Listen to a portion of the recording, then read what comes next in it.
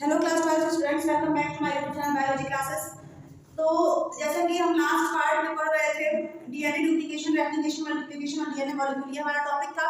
ठीक है, तो जिसका हम देखिए मैकेनिज्म पढ़ना स्टार्ट कर देते हैं। मैकेनिज्म में सबसे पहले मैकेनिज्म की decoiling and recoiling of super coiled of DNA molecule. ठीक है, जिसे हमने स्टडी कर लिया था। सेकंड मैकेनिज्म है unbinding and binding of melting of DNA molecule. So let's start discussing about this mechanism. Okay, इस मैकेनिज्म में क्या होता है, इसे हम स्टार्ट करने से पहले एक बात क्लियर करना चाहते हैं कि अगर आप लोग चैनल को सब्सक्राइब नहीं किए हैं, चैनल पर नए हैं, फर्स्ट टाइम विजिट कर रहे हैं, चैनल को सब्सक्राइब करिए, वीडियो को लाइक करिए, बेल आइकन प्रेस करिए, जिससे कि सभी वीडियोस की नोटिफिकेशन आप लोगों तक पहुंच सके और शेयर करिए क्लास 9 से 12 तक के स्टूडेंट्स में as more as possible.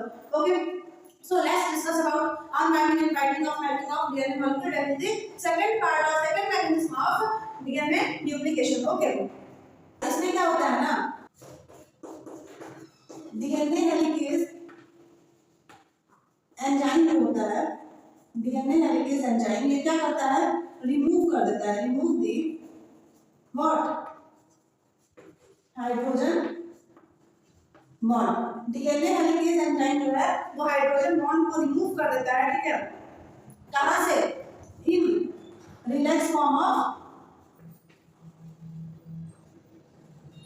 DNA. ठीक है, रिलैक्स फॉर्म ऑफ डीएनए से क्या करता है, डीएनए हेलिकेज एंजाइम जो है वो रिमूव कर देता है हाइड्रोजन बॉन्ड को। ठीक है, और उसके बाद बोथ पॉलीपेप्टाइड चेन, दोनों पॉलीपेप्टाइड चेन जो होती है डीएनए की वो सेपरेट हो जाती है। ठीक है, then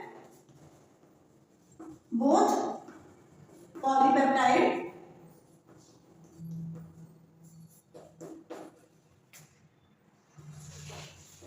chain of DNA is separated. ठीक है, दोनों की दोनों पॉलीपेप्टाइड चेन क्या हो जाती है, सेपरेट हो जाती है डीएनए की। इतना क्लियर हुआ। अब देखिए सेकंड मैकेनिज्म जो है unbinding and binding of melting of DNA molecule, इसमें क्लियर तो हो गया कि डीएनए हेलिकेज एंजाइम जो है रिमूव कर देता है हाइड्रोजन बॉन्ड को। ठीक है, रिलैक्स फॉर्म ऑफ डीएनए से वही बोथ पॉलीपेप्टाइड चेन जैसे ही रिमूव करता है हाइड्रोजन बॉन्ड को, दोनों पॉलीपेप्टाइड चेन क्या हो जाती है डीएनए की, सेपरेट हो जाती है। ठीक है, इसमें कुछ और भी पॉइंट्स हैं वो भी हम समझ लेते हैं, और भी कुछ इसमें ऐसे मैकेनिज्म, इस मैकेनिज्म में और भी कुछ ऐसे पॉइंट है जिन्हें हमें समझना जरूरी है। ठीक है, चलिए समझ लेते हैं। देखिए एक एंजाइम आता है जिसे हम कहते हैं restriction endonuclease enzyme. In the sense इसे हम एक और नाम से जानते हैं, सीजर एंजाइम के नाम से। ठीक है, सीजर एंजाइम नाम से ही पता चल रहा है इसका नाम क्या है। सीजर का काम क्या होता है, किसी भी चीज को कट करना, तो इस एंजाइम का भी काम क्या होगा, किसी भी चीज को कट करना। ठीक है, देखिए ये क्या करता है, कट कर देता है, कट दी व्हाट, पॉलीन्यूक्लियोटाइड। ये पॉलीन्यूक्लियोटाइड चेन को कट कर देता है किस फॉर्म में, in the form of 3 prime to 5 prime segment and 5 prime to 3 prime segment. Okay, अब देखिए फिफ्थ 5 प्राइम और 3rd प्राइम सेगमेंट जो होता है इसे हम कहते हैं लीडिंग स्ट्रैंड। ठीक है, यानी कि यहाँ पे डीएनए डुप्लीकेशन फास्ट होगा। ठीक है, देखिए 5 प्राइम और 3 प्राइम सेगमेंट जो होता है इसे हम कहते हैं लीडिंग स्ट्रैंड। लीडिंग स्ट्रैंड यानी कि यहाँ पे डीएनए डुप्लीकेशन कैसा होगा,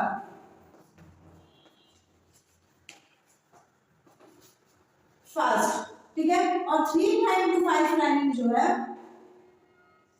इसे हम क्या कहते हैं, कौन सी स्ट्रैंड, लैगिंग स्ट्रैंड। ठीक है, इन द सेंस यहाँ पे डीएनए डुप्लीकेशन कैसा होगा, डीएनए डुप्लीकेशन कैसा होगा, स्लो होगा। ठीक है, इतना क्लियर हुआ। ये रहा आपका 3 प्राइम सेगमेंट के बारे में और इधर है 5 प्राइम सेगमेंट के बारे में। ठीक है, देखिए ये था इस पॉइंट में, सिर्फ इतना ही हमें समझना था। नेट रेस्ट्रिक्शन एंडोन्यूक्लियस एंजाइम, जिसे हम सीजर एंजाइम भी कहते हैं, ये कट कर देता है पॉलीन्यूक्लियोटाइड चेन को, डीएनए की दोनों पॉलीन्यूक्लियोटाइड चेन को कट कर देता है in the form of 3 prime to 5 prime segment. Okay, and 5 prime to 3 prime segment. 3 prime to 5 prime segment होता है उसे हम कहते हैं लैगिंग स्ट्रैंड। इसमें डीएनए डुप्लीकेशन की प्रोसेस क्या होती है, स्लो होती है। वही 5 प्राइम इनटू 3 प्राइम हैं लीडिंग स्ट्रैंड, जहां पर डीएनए डुप्लीकेशन की प्रोसेस ऐसी होती है, फास्ट होती है। इतना क्लियर हुआ। एक और मैं इसमें पॉइंट देंगे, हम 2 पॉइंट अपने स्टडी कर चुके हैं। ये जो मैकेनिज्म है थोड़ा सा लेंथी मैकेनिज्म है, तो 2 पॉइंट हमने स्टडी कर लिया, ठीक है। अब थर्ड पॉइंट होता है ओरिस पॉइंट। तो क्या होता है ओरिस पॉइंट, चलिए हम समझ लेते हैं। देखिए अब नेक्स्ट पॉइंट है ओरिस पॉइंट। ओरिस पॉइंट क्या है? देखिए repetition of nitrogenous base. Nitrogenous base का क्या होना? रेपिटेशन होना। कौन से डायरेक्शन में? तो बाई डायरेक्शनल, यानी कि by directional repetition of nitrogenous base on the segment या फिर पॉइंट नोन एज ओरिस पॉइंट।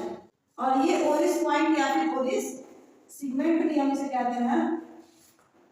और इसे किस साइंटिस्ट ने डिस्कवर किया था? Discover by Okazaki scientist. Scientist का नाम क्या था? ओकाजाकी, ठीक है। ओकाजाकी साइंटिस्ट के थ्रू डिस्कवर किया था किसे? ओकाजाकी साइंटिस्ट ने डिस्कवर किया ओरिस पॉइंट या फिर ओरिस सेगमेंट को, ठीक है। इतना क्लियर हुआ। अब देखिए इसीलिए हम इस सेगमेंट को एक और नाम से जानते हैं, ठीक है। किस नाम से जानते हैं हम? एक और नाम से, तो ओकाजाकी सेगमेंट या फिर ओकाजाकी पॉइंट के नाम से भी हम इसे जानते हैं, ठीक है। किसे? ओरिस पॉइंट या फिर ओरिस सेगमेंट को, ठीक है। देखिए ओकाजाकी साइंटिस्ट आए और उन्होंने कहा कि एक ऐसा पॉइंट जहां पे रिपीटेशन होता है नाइट्रोजनस बेस का बाई डायरेक्शनल डायरेक्शन में, तो उस पॉइंट को कहते हैं ओरिस पॉइंट या फिर ओरिस सेगमेंट, ठीक है। ओकाजाकी साइंटिस्ट ने डिस्कवर किया था, इसलिए इसका नाम ओकाजाकी सेगमेंट के नाम से भी जाना जाता है, ठीक है। क्लियर हुआ इतना? और इस प्रोसेस को हम कहते हैं, ये जो पूरी ऑल राउंड प्रोसेस हुई है ओरिस पॉइंट से, ठीक है। इस पूरी प्रोसेस को हम किस नाम से जानते हैं? तो इस पूरी प्रोसेस को हम जानते हैं डीएनए मेल्टिंग के नाम से, ठीक है। डीएनए मेल्टिंग के नाम से हम किसे जानते हैं? ये पूरी ओरिस पॉइंट की कहानी को, ठीक है। इस पूरी ओरिस पॉइंट के डिस्कवरी को, ठीक है। तो चलिए अब हमें स्टडी करना है third mechanism, that is last mechanism of DNA duplication, that is synthesis of new polynucleotide chain, okay. इसमें भी हम कुछ पॉइंट्स पढ़ने हैं और अबाउट हमें इसमें 4 पॉइंट्स पढ़ने हैं, ठीक है। उसके बाद प्रोटीन सिंथेसिस पे हम आ जाएंगे, ठीक है। हमारा नेक्स्ट टॉपिक होगा प्रोटीन सिंथेसिस। तो चलिए हम स्टार्ट करते हैं synthesis of new polynucleotide chain, that is third mechanism of DNA duplication. Third one is synthesis of new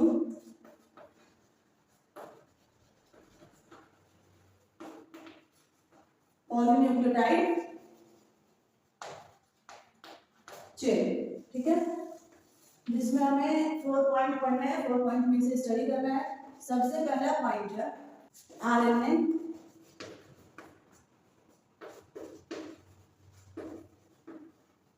polymerase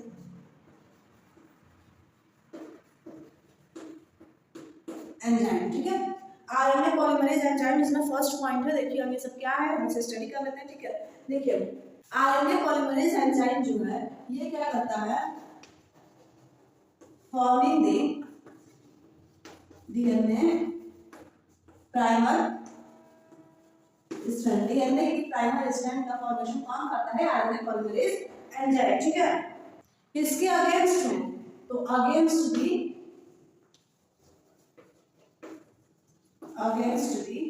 old strand of DNA, ठीक है। जो डीएनए की पुरानी स्ट्रैंड है उसके अगेंस्ट में क्या करता है? ये डीएनए प्राइमर स्ट्रैंड का फॉर्मेशन करता है, ठीक है। पर एक और बात इसमें क्या होती है कि जो रेपिटेशन होता है, रेपिटेशन ऑफ नाइट्रोजनस बेस का तो रेपिटेशन होगा ही। तो जो नाइट्रोजनस बेस का रेपिटेशन होता है वो कैसे होता है? तो according to old strand of DNA, ठीक है। ओल्ड स्ट्रैंड ऑफ डीएनए के ही तरीके से, जैसे ओल्ड स्ट्रैंड ऑफ डीएनए में नाइट्रोजनस बेस का रेपिटेशन हुआ है, ठीक वैसे ही क्या होता है? रेपिटेशन होता है कब? जब डीएनए प्राइमर स्ट्रैंड बनती है तब, ठीक है। इतना क्लियर होगा? आरएनए पॉलीमरेज एंजाइम के बारे में। अब देखिए, अब हमें पढ़ना है डीएनए पॉलीमरेज एंजाइम, ठीक है। सब कुछ इसी पार्ट में है। डीएनए डुप्लीकेशन के third mechanism synthesis of new polynucleotide chain के ही पार्ट में है, जो कि है RNA polymerase enzyme. First point था और second point DNA polymerase enzyme. Okay, so let's start discussing about RNA polymerase enzyme. देखिए, सेकंड पॉइंट आता है डीएनए पॉलीमरेज एंजाइम, ठीक है। डीएनए पॉलीमरेज एंजाइम क्या वर्क होता है, देखिए ये क्या करती है, फॉर्म कर देता है ये, ठीक है, डीएनए स्ट्रैंड को किसके अगेंस्ट, तो against the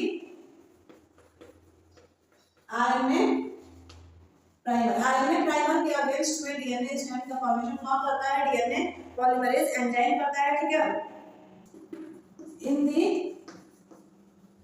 form of Y shaped structure, ठीक है। वाई शेप्ड स्ट्रक्चर में किसका फॉर्मेशन कर देता है, तो डीएनए स्ट्रैंड का फॉर्मेशन कर देता है किसके अगेंस्ट में, तो आरएनए प्राइमर स्ट्रैंड के अगेंस्ट में, ठीक है। और इसमें एक बात ध्यान रखिएगा, जो रेपिटेशन होता है इसका, repetition of nitrogenous base is कैसा होता है ये, अकॉर्डिंग टू, उसमें कैसा हो रहा है, according to old strand of DNA, और इसमें कैसा होगा, according to RNA primer strand, ठीक है। उसमें according to old strand of DNA हो रहा था, ठीक है, कब, जब आरएनए पॉलीमरेज वर्क कर रहा था, और जब डीएनए पॉलीमरेज वर्क कर रहा है तो according to RNA primer strand, ठीक है। इतना क्लियर हुआ, दो पॉइंट क्लियर हुए। अब थर्ड पे आते हैं, दैट इज डीएनए गाइडेज, ठीक है। डीएनए गाइडेज पे आते हैं हम लोग। डीएनए गाइडेज, जिसे हम प्रोपो आइसोमरेज, ओके। अब हमें पढ़ना है, थर्ड पॉइंट है डीएनए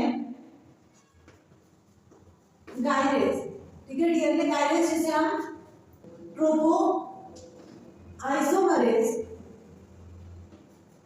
सेकंड एंजाइम के नाम से भी जानते हैं, ठीक है। किसे, डीएनए गाइडेज को प्रोपो आइसोमरेज सेकंड एंजाइम के नाम से भी जानते हैं, ठीक है। तो ये देखिए, इसमें क्या होता है, ये क्या करता है, रिमूव कर देता है, रिमूव दी आरएनए प्राइमर स्ट्रैंड, ये रिमूव कर देता है आरएनए की प्राइमर स्ट्रैंड को, कहां से, between old and new strand of DNA, ठीक है, between old and new strand of DNA से आरएनए प्राइमर की चेन को रिमूव कर देता है, आरएनए प्राइमर की स्ट्रैंड को रिमूव कर देता है, ठीक है। फोर्थ पॉइंट है DNA ligase. Fourth point is DNA ligase, जिसे हम डीएनए ग्लू के नाम से भी जानते हैं, ठीक है। तो देखिए, इसमें क्या होता है, ये एंजाइम जो होता है डीएनए लाइगेज, जिसका नाम डीएनए ग्लू के नाम से समझ में आ जाए, ग्रेड करने का, यानी किसी भी चीज को चिपकाने का काम करता है। तो ये कनेक्ट करता है, connect the old and new strand of DNA and, और क्या करता है, forming hydrogen bond, hydrogen bond का फॉर्मेशन कर देता है, कहां, between old and new strand of DNA, ठीक है। क्लियर हुआ इतना? अब देखिए, इतना तो क्लियर हो गया सिंथेसिस ऑफ पॉलीन्यूक्लियोटाइड चेन, ठीक है, क्लियर हो गया। तो ये हमारा जो टॉपिक था, that is DNA duplication. DNA duplication का टॉपिक फिनिश हो गया, ठीक है। अब हमें स्टडी करना है प्रोटीन सिंथेसिस, न्यू टॉपिक है प्रोटीन सिंथेसिस। तो स्टूडेंट्स, अगर अब तक आपको चैनल को सब्सक्राइब नहीं किया है, चैनल को सब्सक्राइब करिए, वीडियो को लाइक करिए, बेल आइकन प्रेस करिए, जिससे सभी वीडियोस की नोटिफिकेशन आप लोगों तक पहुंच सके, okay. So let's start study about protein synthesis. So our new topic is protein synthesis. देखिए, प्रोटीन सिंथेसिस क्या होता है, तो देखिए, according to central dogma theory, central dogma theory पता है ना, according to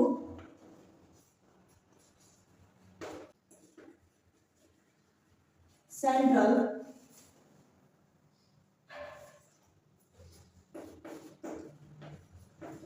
dogma of molecular biology, protein का सिंथेसिस कितने स्टेप में कंप्लीट होता है? प्रोटीन सिंथेसिस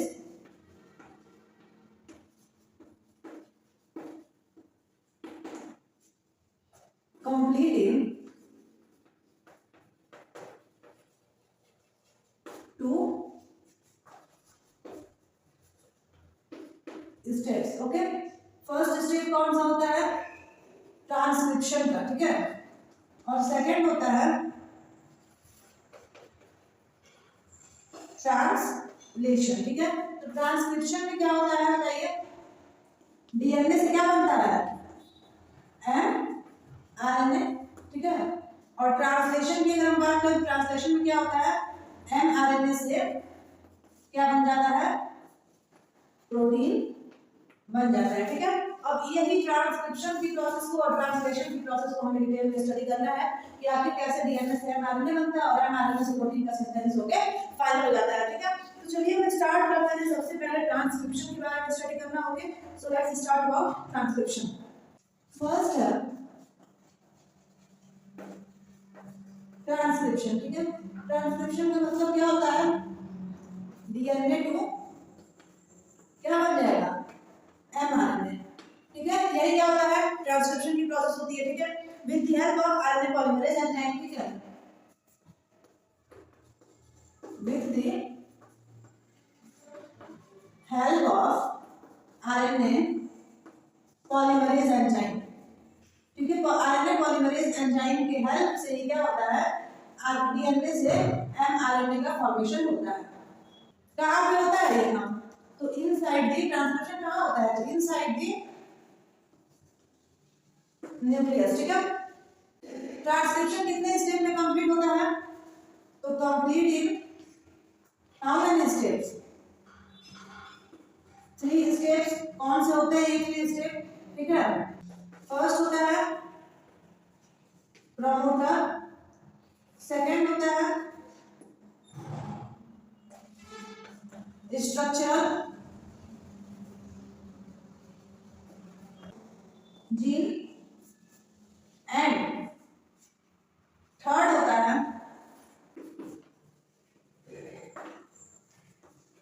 टर्मिनेटर, ठीक है।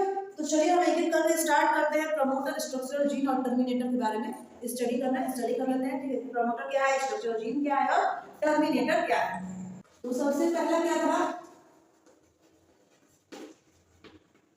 प्रमोटर। इसमें क्या होता है ना कि आरएनए पॉलीमरेज एंजाइम जो होता है ये अटैच हो जाता है, अटैच विथ 5 प्राइम इन, या फिर हम इसे 5 प्राइम स्ट्रैंड भी कह सकते हैं, 5 prime strand of DNA.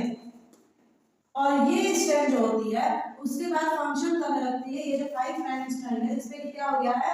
RNA polymerase enzyme आकर के अटैच हो गया है। ये फंक्शन करने लगती है एज अ टिम्पल्ड स्ट्रैंड, ठीक है। टिम्पल्ड स्ट्रैंड की तरह से फंक्शन करने लगती है। कौन? 5th स्ट्रैंड ऑफ डीएनए जिसमें आरएनए पॉलीमरेज एंजाइम आकर के जुड़ गया है, ठीक है। इसलिए हम इस टिम्पल्ड स्ट्रैंड को कहते हैं सेंस स्ट्रैंड। ये सेंस स्ट्रैंड या फिर टिम्पल्ड स्ट्रैंड, ये जो है क्या होता है? ये प्रमोट करता है, प्रमोट करती है किसको? प्रमोट दी आरएनए सिंथेसिस की प्रोसेस को क्या करती है? ये प्रमोट करने का काम करती है सेंस स्ट्रैंड, ठीक है। इसलिए हम 5th स्ट्रैंड को अपस्ट्रीम के नाम से भी जानते हैं। 5th स्ट्रैंड को हम अब किस नाम से जानते हैं? तो अब स्ट्रीम के नाम से भी जानते हैं, ठीक है। तो बताइए प्रमोटर क्लियर हो गया? कोई डाउट नहीं है प्रमोटर में? अब हमें स्टडी करना है सेकंड वाली दैट इज स्ट्रक्चरल जीन, ठीक है। So let's start discussing about second step of transcription that is structural gene. बीएम structural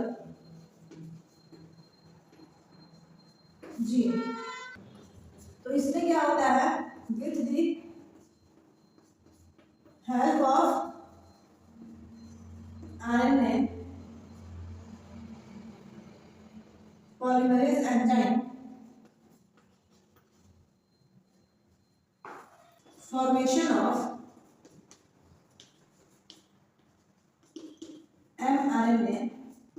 of mRNA chain in the form of codic structure या फिर कोडिक सीक्वेंस भी इसे हम लिख सकते हैं, ठीक है। तो इसी प्रोसेस को हम क्या कहते हैं, स्ट्रक्चरल, मतलब इसी जीन को हम क्या कहते हैं, स्ट्रक्चरल जीन, ठीक है। ऐसा देखिए, with the help of RNA polymerase enzyme formation of mRNA chain in the form of codic sequence और codic structure is known as structural gene, ठीक है। आरएनए पॉलीमरेज एंजाइम के हेल्प से formation of mRNA chain in the form of codic structure, ठीक है। MRNA chain का formation यहाँ code के सीक्वेंस में, ठीक है, इसे ही हम कहते हैं स्ट्रक्चरल जीन, ठीक है। अब देखिए, अब हमें पढ़ना है ट्रांसक्रिप्शन की third step, that is terminator. तो चलिए हम स्टार्ट करते हैं टर्मिनेटर के बारे में स्टडी करना। देखिए, टर्मिनेटर क्या होता है, stopping of coding sequence is known as terminator, ठीक है। जब कोडिंग सीक्वेंस का स्टॉप हो जाना है, क्या होता है, टर्मिनेटर होता है, ठीक है। देखिए, mRNA synthesis in nucleus is take place by RNA polymerase enzyme, ठीक है। mRNA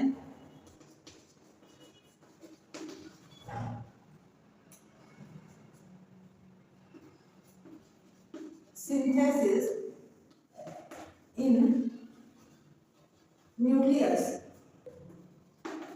is take place RNA polymerase enzyme। Complete कितने स्टेप में होता है, so complete in 3 steps. Complete कितने स्टेप में होता है, 3 स्टेप में कंप्लीट होता है। कौन कौन से होते हैं वो 3 स्टेप, देखिए ये सी है, ठीक है। यहाँ पे मैं नोट कर दे रही हूँ, नोट करना भूल रही हूँ। ये होता है टर्मिनेटर, ठीक है। यहाँ टर्मिनेटर पढ़ रहा है, that is third step of transcription, ठीक है। देखिए, ये कंप्लीट होता है 3 स्टेप में। फर्स्ट कौन सा होता है, फर्स्ट होता है चेन इनिशिएशन, सेकेंड होता है चेन इनॉर्गेशन एंड थर्ड होता है चेन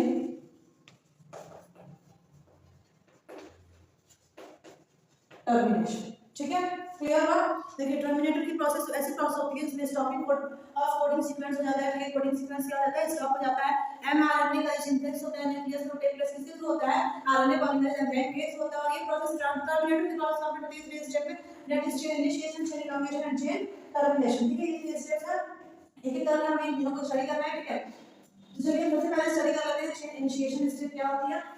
तो देखिए, जैसे कि हम स्टडी कर रहे हैं टर्मिनेटर स्टेज, है ना, टर्मिनेटर स्टेज को स्टडी कर रहे हैं। टर्मिनेटर स्टेप को जो ट्रांसक्रिप्शन की थर्ड स्टेप होती है, ठीक है। अब टर्मिनेटर की फर्स्ट स्टेप होती है चेन इनिशिएशन, ठीक है। देखिए, यहाँ मैं सभी टॉपिक्स को नोट कर रखी हूँ ताकि आपको कंफ्यूजन ना हो। देखिए, प्रोटीन सिंथेसिस में फर्स्ट स्टेप होती है ट्रांसक्रिप्शन, ट्रांसक्रिप्शन की थर्ड स्टेप है टर्मिनेटर, और टर्मिनेटर की फर्स्ट स्टेप है चेन इनिशिएशन। तो देखिए, चेन इनिशिएशन क्या होता है, इस स्टेप में fifth in promoter segment is present, ठीक है। at fifth in promoter segment is present and under control by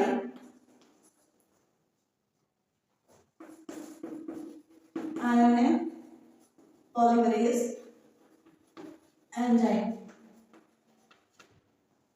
और ये आरएनए पॉलीमरेज एंजाइम जो होता है, ये क्या कर देता है, लिक्विफाइड कर देता है, लिक्विफाइड द हाइड्रोजन। ये हाइड्रोजन बॉन्ड को क्या करता है, लिक्विफाइड कर देता है hydrogen bond between two polymerase, दो पॉलीमरेज चेन के बीच में जो हाइड्रोजन बॉन्ड है उसको लिक्विफाइड कर देता है and RNA synthesis is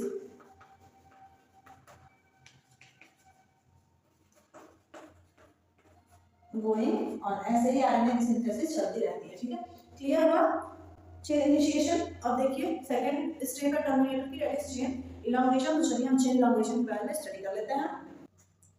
second है चेन इलांगेशन। चेन इलांगेशन क्या है, इसमें क्या होता है देखिए, fifth to third end of DNA कब under transcription process, transcription process के दौरान फिफ्थ टू थर्ड एंड जो होता है इसका डीएनए का फॉर्म कर देता है, forming third to fifth RNA, third to fifth RNA chain.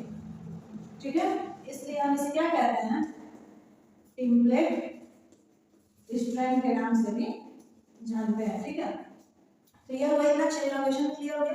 अब देखिए लास्ट है टर्मिनेटर का लास्ट स्टेप है, दैट इज चेन टर्मिनेशन। उसके बाद हमारा ट्रांसक्रिप्शन खत्म हो गया। लास्ट पॉइंट हम चलिए समझ लेते हैं, that is chain termination. Third है चेन टर्मिनेशन। चेन टर्मिनेशन क्या होता है, इस स्टेप में स्ट्रेप्टोमाइसिन एंटीबायोटिक बैक्टीरिया, स्ट्रेप्टोमाइसिन नाम का एंटीबायोटिक बैक्टीरिया जो होता है ये क्या करता है, चेक आउट करता है, check out the mRNA synthesis.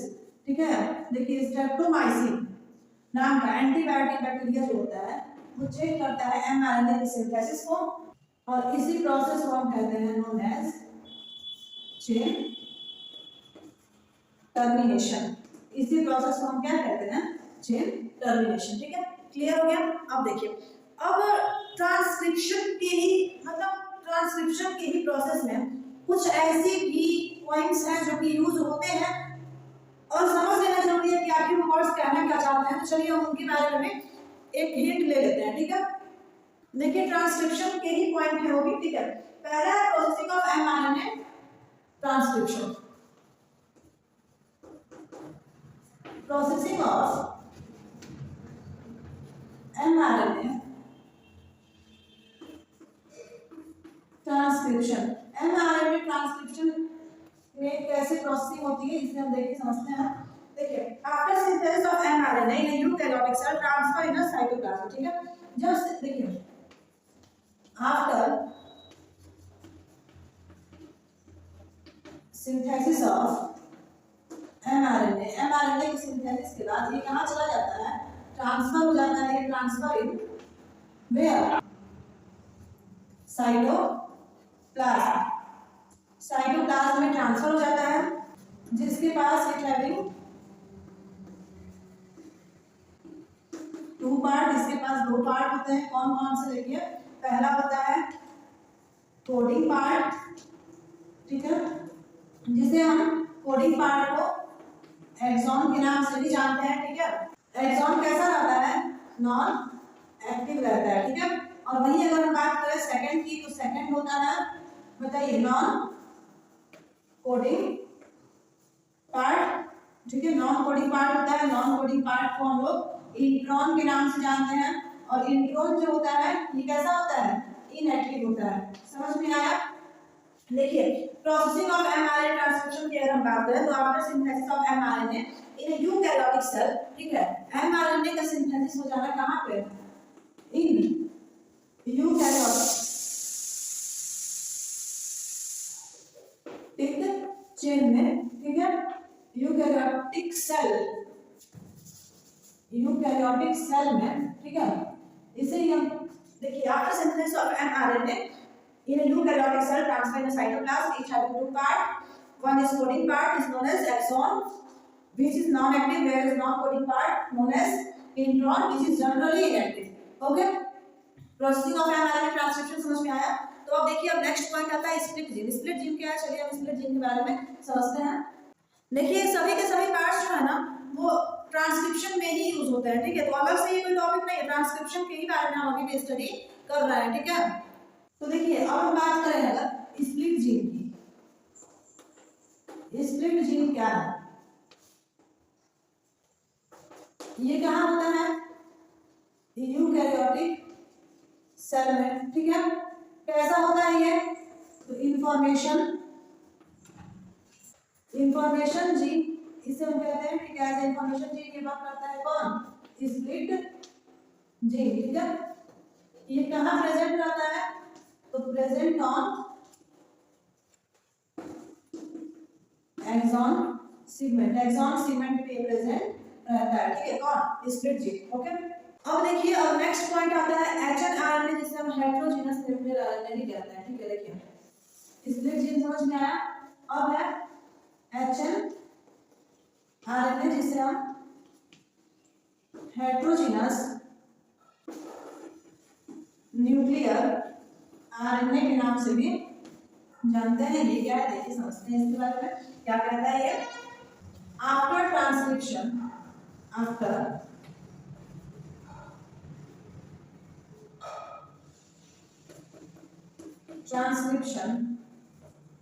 Newly form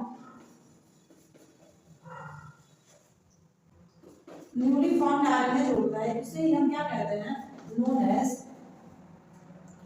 hnRNA, ठीक है, एचएनआरएनए कहते हैं या फिर हेटेरोजेनस न्यूक्लियर आरएनए के नाम से भी जानते हैं, ठीक है। It is also known as primary RNA, also known as what, primary RNA. देखिए बहुत बच्चे कंफ्यूज भी हो जाते हैं, ठीक है, कि ए की ए में क्या लिखती हूँ, ए की A stand for also known as, ठीक है। अगर आप लोगों को कंफ्यूजन होगी तो आप लोग क्लियर कर लीजिएगा, ठीक है। तो देखिए एचएनआरएनए या फिर हेटेरोजेनस न्यूक्लियर आरएनए क्या होता है, after transcription newly formed RNA known as hnRNA, also known as primary RNA, ठीक है। देखिए अब हमें स्टडी करना है स्प्लिसिंग जीन। स्प्लिसिंग जीन क्या होता है, so let's start studying about splicing gene. Splicing gene ये कैसा जीन है, देखिए इंट्रॉन सेगमेंट जो होता है, इंट्रॉन सेगमेंट ये हमें पता है ये खास तौर पर कैसा होता है, intron segment is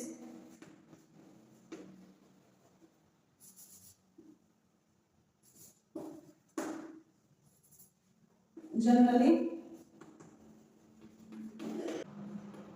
inactive. Generally क्या होता है, इनएक्टिव होता है कौन, इंट्रॉन सेगमेंट, जिसे कि रिमूव किया जाता है, एंड इट इज, जो भी ऐसी चीजें हैं जो इनएक्टिव है तो उनकी हमें मतलब उनकी जब नीड खत्म हो जाए तो इट इज रिमूव्ड बाय, तो उसे रिमूव कर दिया जाता है खास तौर पे किसे, इंट्रॉन सेगमेंट को, किसके थ्रू, स्प्लिसिंग जीन से, ठीक है, स्प्लिसिंग जीन के थ्रू उसे रिमूव कर दिया जाता है, ठीक है। तो बताइए स्प्लिसिंग जीन क्लियर हो गया। अब एक और पॉइंट आता है जिस पॉइंट का नाम है कैपिंग। कैपिंग क्या होता है, देखिए capping in the sense methyl guanosine triphosphate, इसको ऐड कर दिया जाता है, ऐड ऑन फिफ्थ एंड, ठीक है, मेथिल गुआनोसिन ट्राइफॉस्फेट को ऐड कर दिया जाता है फिफ्थ एंड पे, जिस प्रोसेस को हम लोग क्या कहते हैं, known as capping of mRNA। देखिए आरएनए के फिफ्थ एंड पे मेथिल गुआनोसिन ट्राइफॉस्फेट को ऐड कर दिया जाता है और इसी प्रोसेस को हम कहते हैं कैपिंग ऑफ mRNA, ठीक है। और इसका ट्रांसक्रिप्शन का एक लास्ट पॉइंट है जो कि यूज होता है, दैट इज टेलिंग। तो चलिए हम समझ लेते हैं टेलिंग क्या है। अब अगर हम बात करें टेलिंग की, तो देखिए एडिनाइलेट जो होता है वो रिड्यूस कर देता है, किसको, reduce the third in template independent manner, then stopping of mRNA in nucleus. ठीक है, देखिए एडिंग, देखिए टेलिंग क्या होता है, तो एडिटिव रिड्यूस कर देता है इसको third in template independent manner. ठीक है, तो उसके बाद क्या होता है कि स्टॉप हो जाता है एमआरएनए कहां पे, न्यूक्लियस में। ठीक है, तो this is all about transcription. Transcription की प्रोसेस यहीं पे फिनिश होती है। Half part of protein synthesis क्या हो गया, फिनिश हो गया। अब हमें स्टडी करना है ट्रांसलेशन के बारे में। Okay, so let's start discussing about translation. Okay, so let's study about second part and last part of protein synthesis, that is translation। देखिए ट्रांसलेशन की प्रोसेस क्या होती है, तो इसमें क्या होगा, mRNA से कौन बनेगा, mRNA से प्रोटीन की सिंथेसिस होती है, यही होती है ना ट्रांसलेशन की प्रोसेस। ठीक है, कहाँ पे, तो ट्रांसक्रिप्शन कहाँ हो रहा है, न्यूक्लियस में, और ट्रांसलेशन कहाँ होगा, इन साइटोप्लाज्म में। ठीक है, ये कितने स्टेज में कंप्लीट होती है प्रोसेस ट्रांसलेशन की, तो ये भी कंप्लीट होती है कंप्लीट इन 3 स्टेप्स। ये भी कितने स्टेप में कंप्लीट होती है, 3 स्टेप में। कौन कौन से होते हैं ये 3 स्टेप, देखिए सेम वही as like transcription, chain initiation is the first step, second step is chain elongation, and third step is chain termination।